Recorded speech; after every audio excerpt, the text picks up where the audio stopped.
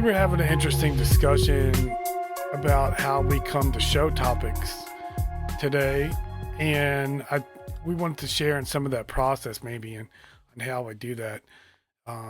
Sometimes we'll read something in a magazine or see a YouTube podcast or read a book or watch a movie, and that inspire us to do things. Subjects. Sometimes it's teaching students. Um, whether it's through my um, music, teaching, or through my martial arts teaching. And then sometimes there's things that we start to talk about where we just kind of pluck it out of the universe and realize it's a common thread um, theme that comes up between us. We don't usually research everything because a lot of the knowledge that we have and that we share is through our own experiences and previous knowledge. There are times that we will look into a subject a little bit further. Um, but we wanted to just kind of share that. We just try to be open and make it like a conversation between friends and just have it be an organic type of conversation where other people will write out a speech and they'll do this and that. And we're not particularly writers per se, but I'm not saying that we're not intelligent. We are intelligent, but To say, we speak like. for yourself. I barely consider myself a reader. Well, then you got to do audiobooks, man. That's what you got to do. So I wanted to get your kind of feedback. I think that kind of sums up how we really choose to what to speak about every time that we do get together. Yeah, I was gonna say the thing I was thinking about this week is literally like motivation. Like it's interesting, like that conversation we just had, and then what you were just saying.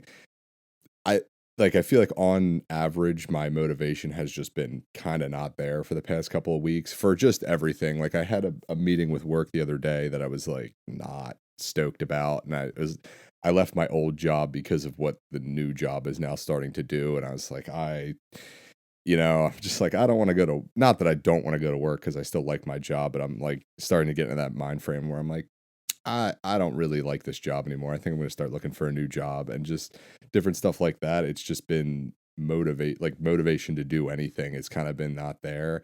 And I don't know if it's because I'm not getting the results out of everything I'm doing that I want. I don't know if maybe I'm setting my expectations way too high, but then what's the point if you're not, shooting for the stars, so to speak? So it's just kind of been that, and then with the conversation we had earlier, without even saying that motivation was the thing I wanted to talk about, we automatically started talking about it, and we really seemed like we were on the same page. So I was just like, all right, I guess that's the topic we are meant to talk about today. So it's funny that you brought up and then saying how we come up with topics. So we're kind of right there. Yeah, if you look at things that we really don't grow as people unless we're challenged, whether we challenge ourselves or we're put into a challenging situation. I totally have, can take that filter and put it across my lifetime. I mean, I will admit that I was a young father. I mean, became a father at 24. I mean, my parents were married and together and had me at 20, around the same age, 24, 25. My life, it didn't have a lot of direction back then. Which I think, and you can appreciate that because you're kind of, close to that age group right now. You're so you're a little bit. I think it's great when I talk to you and I see the things that you're doing, and then having a cool person like me involved, um, that gives advice. Because I didn't really have that type of person that did that all the time. That said, "Hey, man, like, what are you thinking?"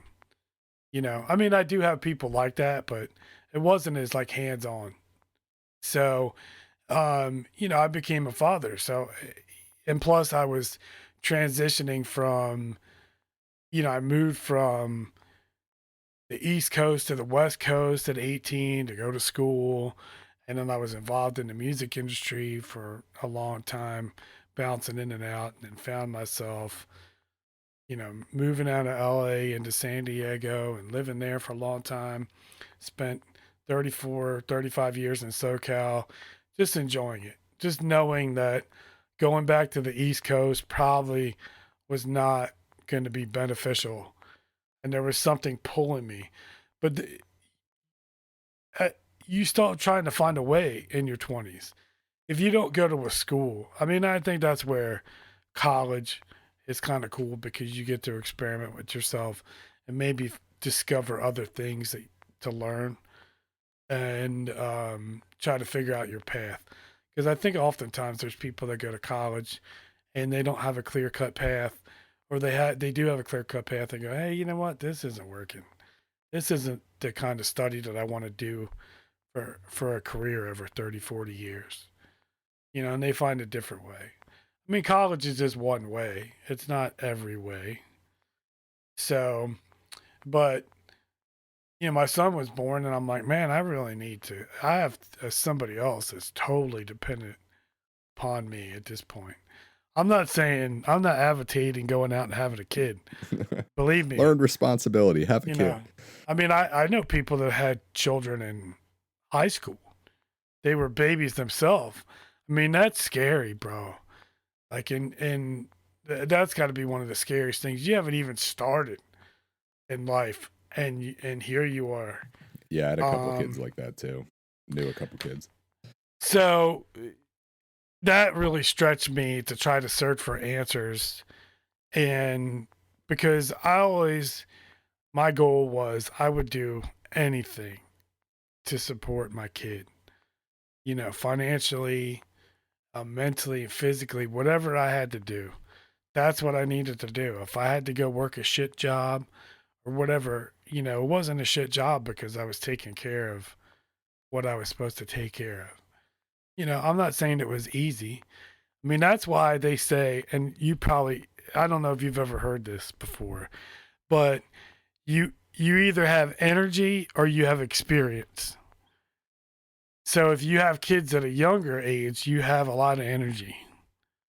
If you have them at an older age, you have less energy but more experience. Life experience. So that's where, roughly where you see it. I mean, you'll see, I don't know what it is for your age group now, but for my generation, you have people that got married right out of high school. You got people that got married out of college. You have people that waited into their mid 30s to get married. I mean, you have all these different things that created, a situation where you want to move forward. I always felt that I lived my life sometimes in reverse.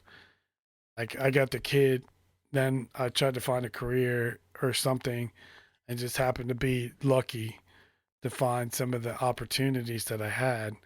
Some of them were like the golden handcuff, and they paid some decent money, but you weren't going to get too much further right in the company. So you had to keep looking. And it was out of, hey, man, you could do better.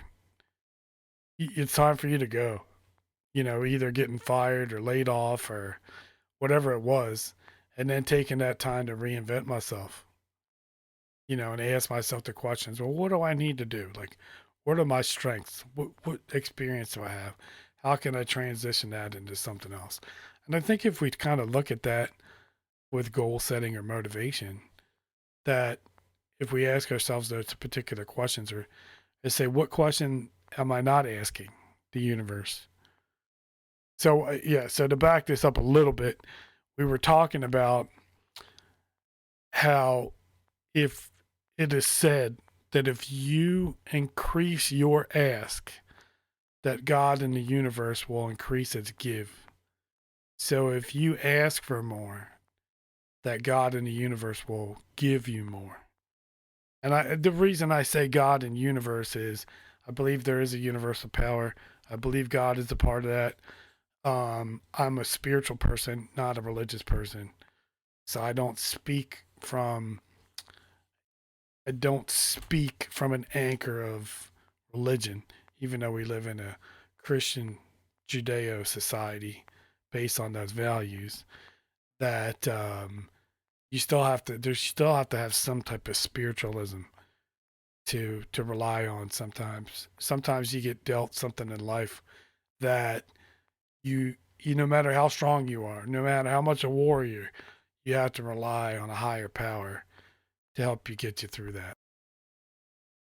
Sure. That going off of the book I was going to bring up when we had that conversation earlier was Think and Grow Rich. It kind of had a very similar Who's the concept in there. author on that? Mm, Napoleon Hill, maybe? yes, Napoleon Hill. That's it. Okay, I was yeah. thinking McGraw Hill, but that's the people that make the educational books. Yeah, that's the author. But he basically said kind of a similar thing. He was like, if you, I think that's the book that they started getting into, like everything is a vibration type deal. And if like the law of attraction and things like that. I think that was that book that they touched on that, where he was basically saying like if you similar concept, increase your ask and increase like the want and the vibration for that, it'll like start attracting it to you. Right. And I just thought it was a pretty interesting concept. It's funny it came back around because it is a good read. I did enjoy it. Of one of the few books I did read, it's really not bad. It's, it's like an inch thick or something, but it's a good read and there's a lot of good stuff in there. And that's more on, I think he followed some of the like titans of the industries in that day, like Carnegie and all those guys. But yeah, like seemingly like a similar concept, and it's probably something I should go back and read again because I feel like when I did read it the first time, you need to read it several times. I mean, yeah, you don't get the meaning of everything until you read it. I mean, we know that as martial artists, totally, that you need to continue to educate yourself and look at different perspectives on that stuff. So it's funny you bring that up in that vibration because we do have a podcast, if you remember, that's called Pebble in the Pond, which is exactly about dropping that pebble into the pond and watching the ripples and how they spread out over the pond. So is it that pebble is the question that you ask, or that's the vibration that you put out there? So that's a good podcast for people to go back and listen to, myself included. and about that because it's kind of funny how those little Zen or Buddhist little stories come back and go, shit, man. It's that they were on it, but they were trying to get you to think, to ask that questions. I don't know if you've ever sat and listened or read a bunch of like Zen koans, but man, they can make your brain hurt. I mean, and I'm a pretty open guy, as far as things and receiving, material and education. But those things change the way you think. Totally think. You're like, what? But then you have a different perception when you go after you stretch yourself and go through those. I think I did a book called 101 Zen Koans or something like that. And hopefully I'm pronouncing the koans correctly, you know. But it did definitely make an impression. And it was stupid things, stupid little stories. I'll have to check that out. Yeah, that's one of the things I was gonna ask you is like what do you do for motivation? Like if you feel yourself getting into a slump, do you have a routine that you're like, I do this kind of every time to get myself out? Perhaps that book is one of them, but because I do feel like maybe not every year, because then it would just be usually like with the seasons, but I would say like every other year or so, maybe a like 2 year mark, I start to go like, man, I don't know if I'm doing this the way I think I should be doing this, and start changing course. But I don't know if I just need to like fight through that slump. And I mean, most of the time it's with a job, and most of the time, jobs are what they are. Like currently I work in retail, so a job change wouldn't be the end of the world because I do kind of want to get out of retail, but that's a whole nother topic for another day. But more to the point, the motivational slump.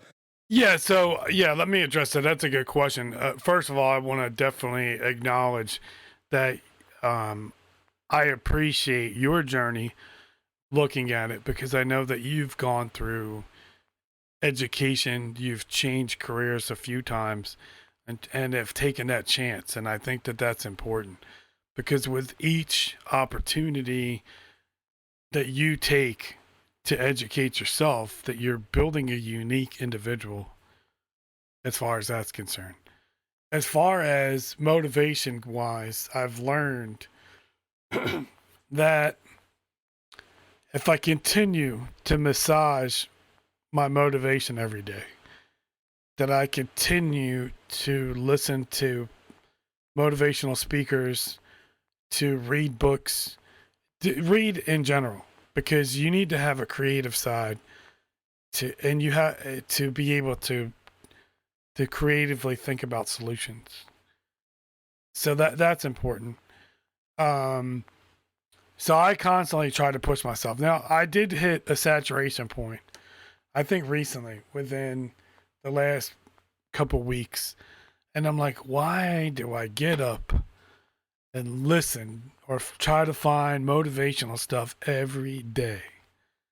You know, and I was getting like, man, I don't know. I was questioning whether I wanted to do it. And then I started thinking, well, what have you gained from it? Like, what knowledge have you gained from doing this? From just pushing yourself forward and massaging yourself forward? How much growth have you made? And I looked at, the last couple of months, the last 6 months of work and questioning, like, what am I doing something different at work than I was doing before? As salespeople, I'm in sales and I'm in a niche market. And as a salesperson, you have to stay self motivated. There's just no way. You're just not going to get it done. I mean, you have to be on top of it. You got to be on top of customers to a certain degree, or at least manage them. And and I try to be a motivator to my customers. So it was important for me to stay motivated and to bring that knowledge and support and experience to the customer and to help them grow. Because a lot of times I'll get a new person, they've never done, they're worked in the arena that I'm in, and they come to me and I got 25 years experience, and I just talk them through it. They're like, man, I don't know how I would have figured it out and I not would have called you. I said, well, I break it down for you. So every time you call me with a challenge, I break it down for you.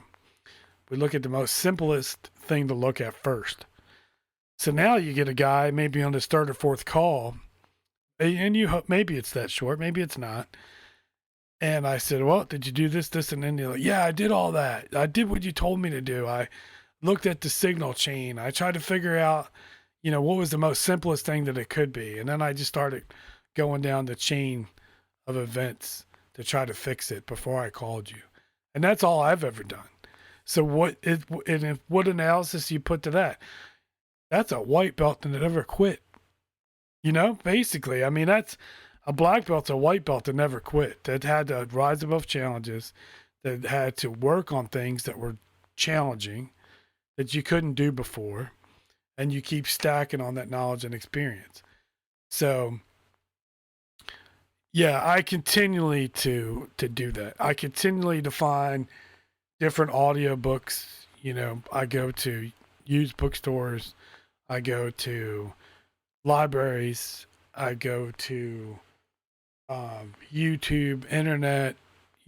I go to all those sources to try to find different perspectives on that.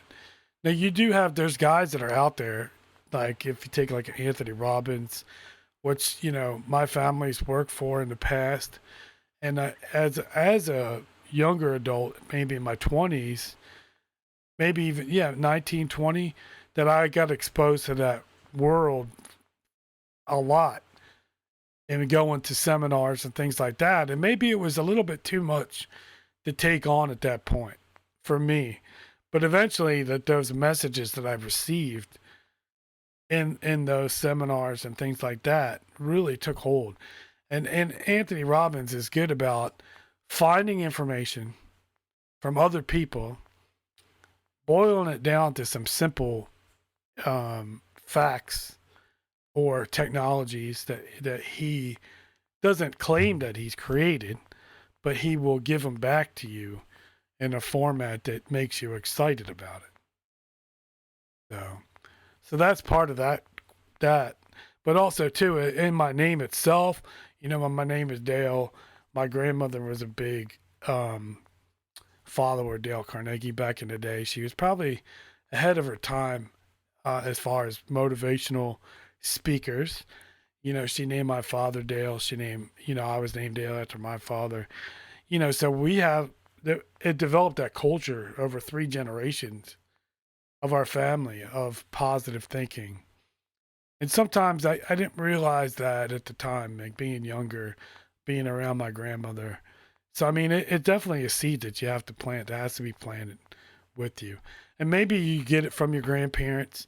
Maybe you don't. Maybe you get it from your dad. Maybe you get it from an uncle or a cool older cousin or somebody.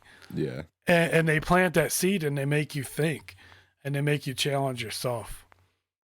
You know, Yeah. that maybe does that you think that answers what you were asking me? Yeah, I think so. I think that sums it up pretty well.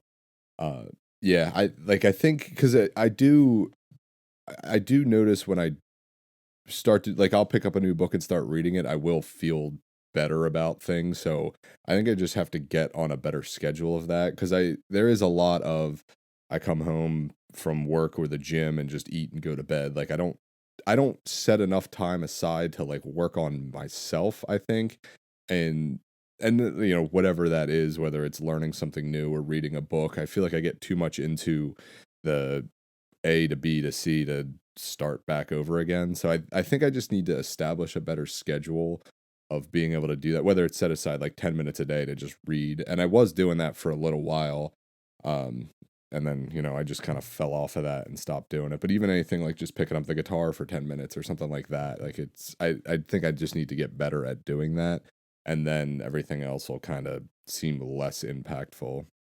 So given that, like, and I have my 10-minute rule. If I don't feel like doing it, I go do it for 10 minutes. Because that 10 minutes usually you get a really good assessment. It's like, oh man, I'm glad I did 10 minutes. Because now I want to do another 10 minutes. Sometimes that 10 minutes really grows and stretches out. And sometimes, hey, you go do it for 10 minutes and go, man, it's not motivation wise. I'm worn out. It's like, and you recognize, hey, I'm a little worn, but those 10 minutes did stretch you. It's like in the dojo itself. I went to a Kempo school back in the day. We didn't do a lot of things that eventually I would wanted to do. But one of the things we did is we worked out. We would, we'd work ourselves out. We would do pyramids. So we'd start at 20. You do 20 push-ups, 20 squats, 20, this, 20 that. We go from 20 to 1, 20, 19, and you just keep going out. You're worn out. And then that's when we started learning something. Because you're learning something doing that because you got to push your body to go through that process. Because, man, you were just fried. But then that's when he started teaching you stuff. That's when you started doing your technique and all that stuff. And that was definitely a cool process to do that.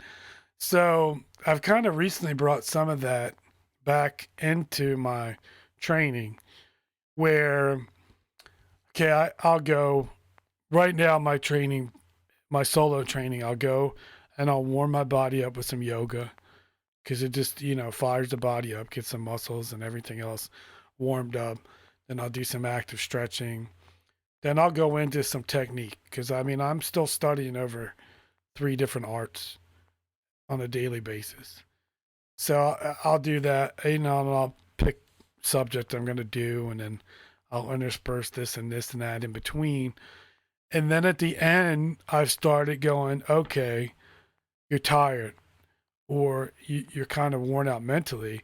And I'll go, okay, I need to do something at the end of this workout now to stretch myself so I can push further.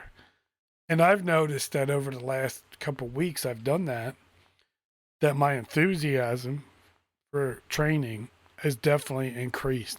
That's hard for me. I'm always enthusiastic about training. I'm always about pushing myself. But that's me. That's just my makeup. I know I have a warrior spirit within me that pushes me forward. But then I started doing that. I started like, okay, It's and if you think like it that way, at the end of the day, man, it's a rough day at work. It's a lot. I had to keep moving. Okay, what can I do now? What can I do for 15, 20 minutes to stretch myself? Could I watch a video on martial arts technique? Can I watch a motivational video? Can I read a book? I got books all over the house. They're not just, yeah, they're stacked up all over the house. I got a book in one bathroom, another book in another bathroom. I got a book in the car. I got books on my iPad. I mean, so I'm constantly pulling in different information from something. And then before you know it, you got this book in the bathroom and you're 100 pages in and like, man, I've been in the bathroom that much. Because you don't really realize how much that information stacks up over time. And then you're like, man, I'm halfway through this book. There's some people that say read 10 pages a day. There's some people read a chapter a day. Well, do something, because if you're not learning, you're dying. If you have a positive attitude and you keep moving forward and keep learning something, you never know when that knowledge is going to come out and help you or help somebody you know. And, you don't always have to call me or get on we have to do a podcast where you get fired up. Sure. I'll fire you up. Yeah. Yeah. Kick some ass, Seabass.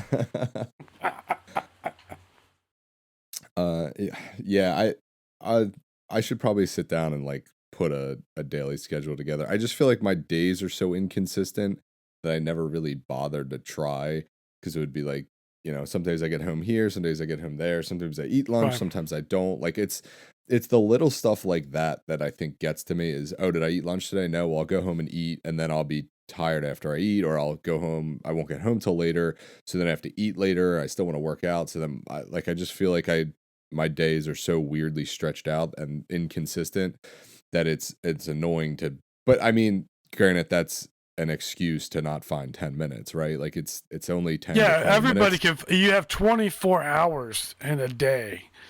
There's some people that subscribe to this idea that you need to get up at 4:00 in the morning. If you get up at 4:00 in the morning, you could accomplish a lot of things before the rest of the day. And for maybe some people, yeah, that works. Maybe there is that clear-cut path where, you're an athlete, you work a regular job, or you have to go to school or something like that, and you get up and you have specific tasks or goals to work on, get up and get them done. And I think that there's some merit in that. Sure. Yeah, I tried that before. I tried getting up early, and it wasn't like getting up. Like I could, hey, I'm getting myself up. It's fine. But it was just finding something to do. Like I had literally nothing to do. Like I could go for a run. All right, there's 30, 45 minutes. And then I still had like 3 hours before I had to start getting ready for work. And I'm just like, I don't have enough activities to, like, I could probably find a whole bunch of stuff, but like you can only do so much at 4:00 in the morning when everyone else is asleep. So you're just like, I don't have things to fill that. So I didn't really see any benefit to getting up that early. No, I got you on that. But let's look at the benefit of getting up earlier. Okay, so you get up earlier. Maybe you do your meditation. You do a meditation, a positive meditation, to drop that pebble in the pond. Okay, you do some affirmations. I am. You figure out some I ams. I am this, I am that. And you build that strength within that, and you meditate on that particular thing. Then after your meditation, where you get focused in on the day, where you're opening up yourself to possibility. So maybe that's a good way to start. Maybe you don't have to get up at 4 a.m. to do that. Maybe it's just starting the day at that point. Then you go, okay, I'm awake now. My body's awake. My mind's revving. Let's go. Let's do some yoga. Let's stretch. Let's do something. Let's warm the body up. Let's go out for a walk and experience nature, especially where you are. and let's what is out there, what creatures are stirring, what smells, what you know Yeah, reminds me of an old joke, um but I mean, what energy can I get from my environment? And then you're connecting with your environment, and you're getting your workout in. It's like, okay, now I don't have to worry about the rest of the day, and at least I got one workout in. I get up every morning, I listen to motivational stuff. That's part of my routine. And then I um, go and get some morning cardio in every day, just about every day. Let's say I'm not going to make it a fine thing because there's some activities that I do on different days. But I get out do cardio at least 5-6 days a week, every day, and I've made that non-negotiable.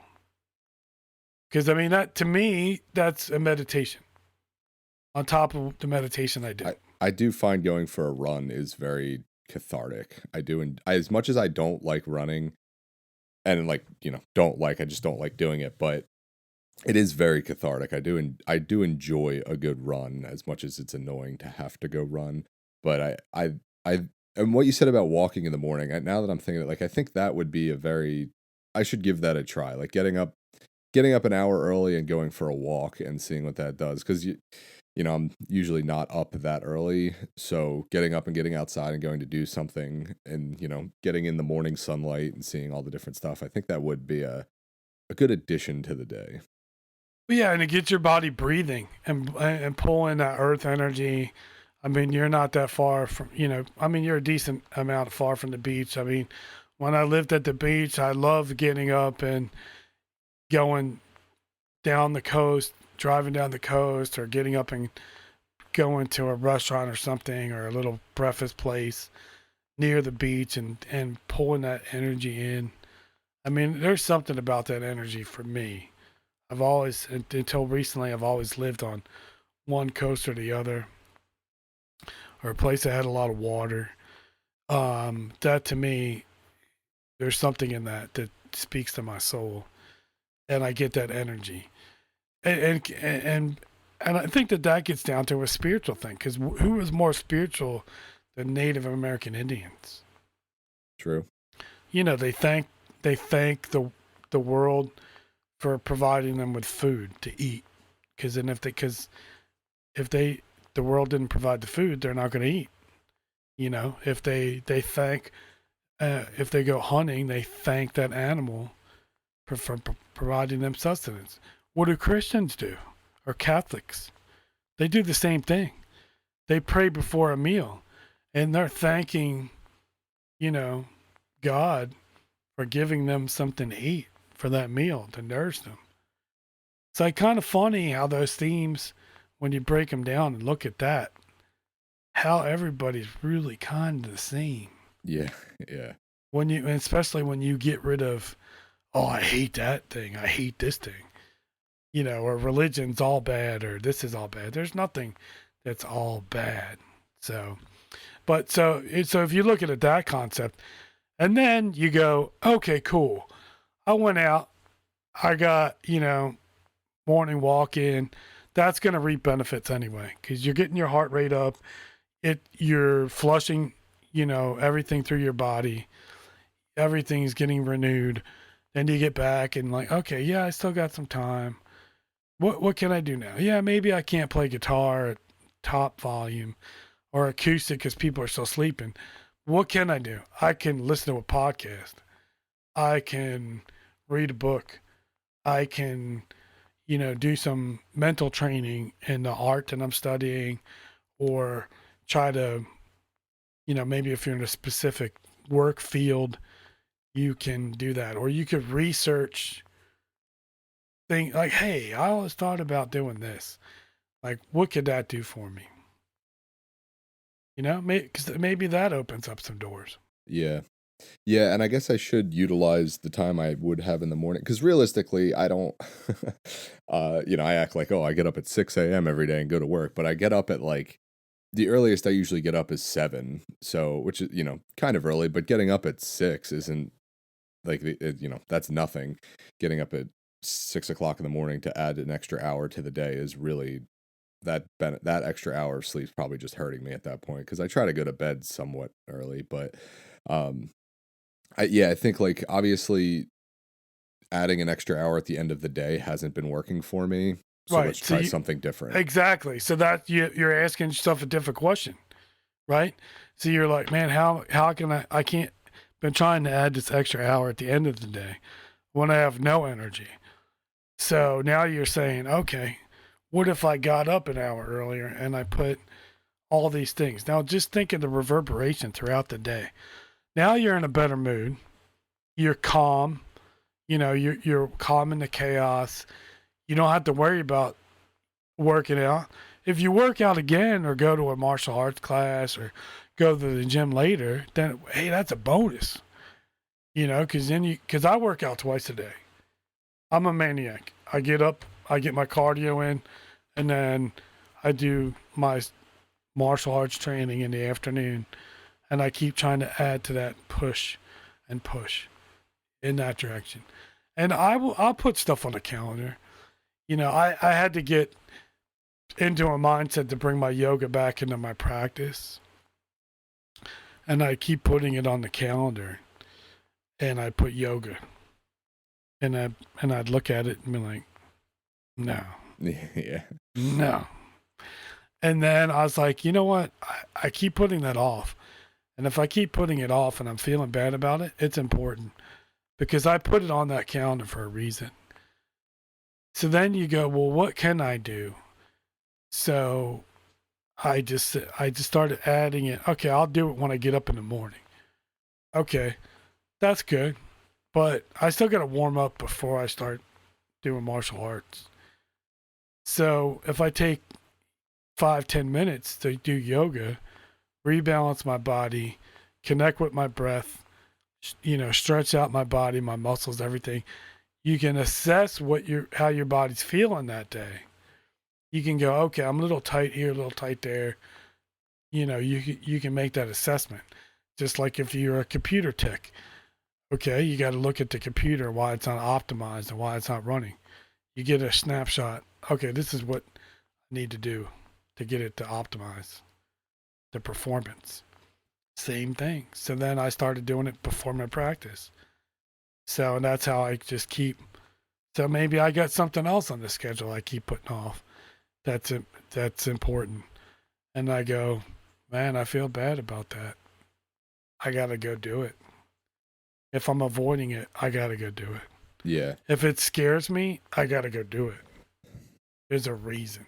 Yeah. And I would say the irony of the whole situation is in high school, I used to do breakfast club for wrestling, which is show up before school and go for a run. And I did feel probably the best throughout the day doing that because it would be getting up, going to exercise. And then after high school, I was always just like, I don't want to get up and go for a run. I just never did it again. But that is kind of the irony is that was some of the not the best I felt throughout the whole day, but I felt very good doing that in the beginning of the day, and then I just never did it again. So might be time to start reintroducing something along those lines. Yeah, there's nothing wrong about going back over things that made you feel better and will work because you're getting all those endorphins going and firing things up. I mean, that's important. Sometimes we lose sight of things. There are times where I have to get up early on Saturdays to go train Eskrima. I have to travel 45 minutes to go study Eskrima. There's times that I'll get up and I'll just be like, I feel like a turd. Like I don't, it's just because you've been training all week. This is kind of end of the week, and then you go, but I got to get up. I got to go do it. So then you start kind of making adjustments the night before. And then getting up a little bit earlier to get your body moving and into a groove, and you can assess where you really feel as your body's waking up and going, man, I actually do feel pretty good. So sometimes you got to take that extra time to get your body fired up.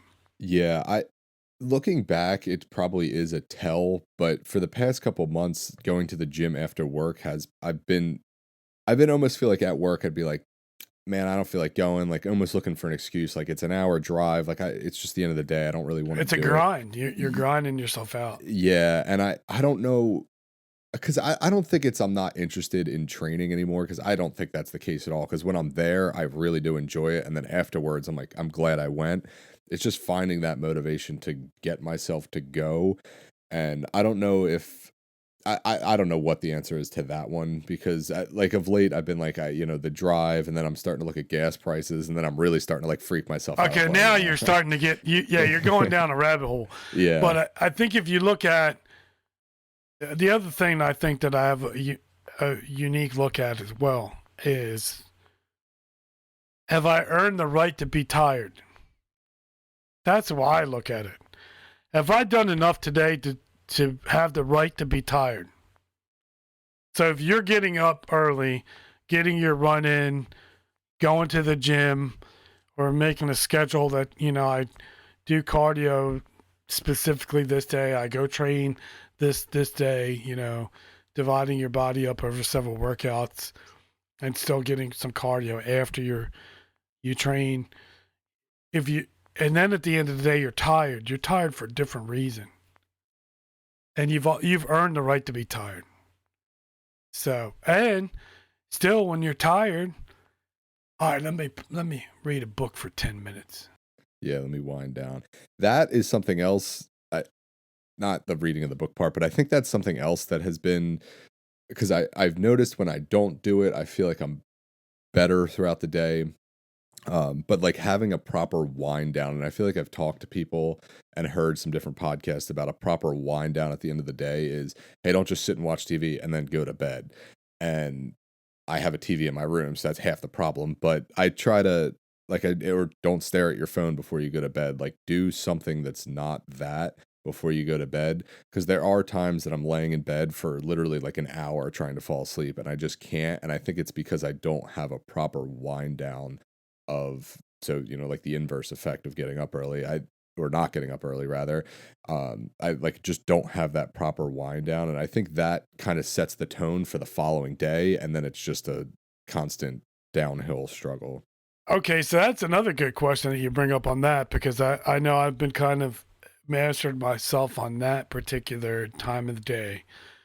Is my spouse is a big leave the TV on at night, fall asleep to the TV. I'm not a big fan of that. So meditation and relaxing the body and letting the mind drift and just wander out, you definitely don't want to be looking at your phone, looking at emails. The other night I got a email from a health provider that's like, hey, you owe us, X amount of money. They're coming after me for something from over the last year. And I'm like, wait a minute, this is already handled. So that affected my sleep, because now you're kind of stressed, like I got to go to battle on this thing. But so definitely turning off the TV, maybe putting some meditation music on or listening to an audio book, because then you're still learning subconsciously with the audiobook. You're still absorbing that information. You just don't, you're not consciously thinking about it. So that's one thing. The other thing I would do, and I know my art's slightly different than, you do grappling more. That's more your wheelhouse, where, I do Shaolin Kempo for the most part, or Eskrima.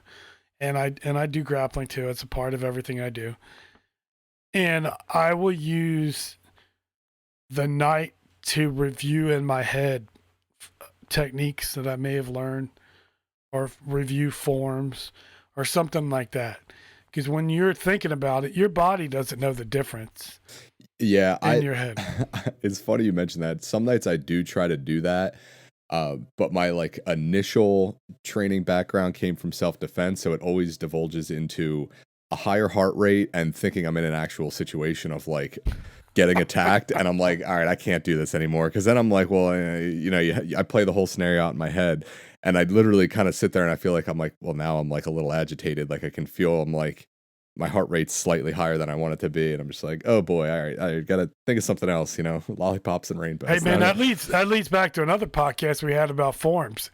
So you get forms as an act of meditation. So And the point I was making is if you're going through it in your brain, that it's sending all those signals to your body. See, your body doesn't know the difference. I mean, how many times have you learned a technique and you really feel like, shit, I didn't get it, you know? But then the next time you got on the mat, you're like, well, man, where did that come from? Because your subconsciously continue to work on it because it's a puzzle. And then you got that much better at it within a couple days or a week or a month from when you used it before. So that's cool. And it just, I train differently, you know, in different ways. I loved having a pool and going in the pool and just working on slowing down technique and doing it in the water and feel the resistance of the water. And then just feeling the different parts of my body and how I was moving through the water. Because you want to be graceful in the water. Yeah. I do occasionally. Now you're on land and you'd be graceful. Over the summer, I try to do that. I mean, it is tough because I don't have a pool that's super deep like enough, because you're either in the deep end where you can't touch the bottom, or you're in the shallow end where it kind of comes up to like the waist. But I still do try to do, you know, like throw a kick in, like be as balanced as I can, slow it down. That is fun, especially like at night. You just go out, there's no lights on, it's just all, well, at least where I live, it's just all dark out there. So you just kind of go hang out, you can float around, and it's just like a relaxing form of meditation. Good on it's a form of meditation. It's good on your joints. You know, you can, and that's same thing as, you know, walking as opposed to jogging or whatever. You can control the amount of effort or whatever you want to put into it, but you're still growing. It's what's the old saying is, doesn't matter how slow you go as long as you go. Turtle's still going to get to the same destination as the hare. It's just going to take them a little bit longer. Right. That's all. Slight side note, being in the pool, something off-putting is if you go underwater for the first couple times, I'll start moving. I will just hear every joint popping in the water. If you hear just like, I was like, oh, yeah. It's like, what the heck is that? Is that good or bad? Just a slight side note, but wait till you get to the next decade. You're only a couple of years out from that. Won't be able to get in the pool at that point. You know, yeah, I got you on that. But I think, do you have anything? I mean, do we have anything else to add or to sum up? I think it gives a lot of people different strategies and different perspectives and viewpoints on how to get motivated, stay motivated, small things to do. You know, you don't have to grow. And this is not even compounded. If you grow 1% every day, at the end of that year, not adding compounding, you've grown 365%. You're a totally different person. Right. Yeah. Then you add compounding to that. I mean, where you at? I'm not a math whiz, but we're at maybe 500% change. Sure. That is significant. So that's why I say constantly read, constantly listen, constantly go out and experience new things. You have to, because if not, you just feel flat. Yeah, I will say, going off of that, I think I don't step back enough and analyze what I have learned. I'm usually like, I'm looking at it and I go, man, I'm not where I want to be. But I don't look back and go, well, I'm not where I was a year ago, so that's better, right? Like I need to do that too. I guess reflect would be the correct word to use there. You need both, though. So they say that if you were dwelling on the past, that it's depression, because you can't change the past. Sure.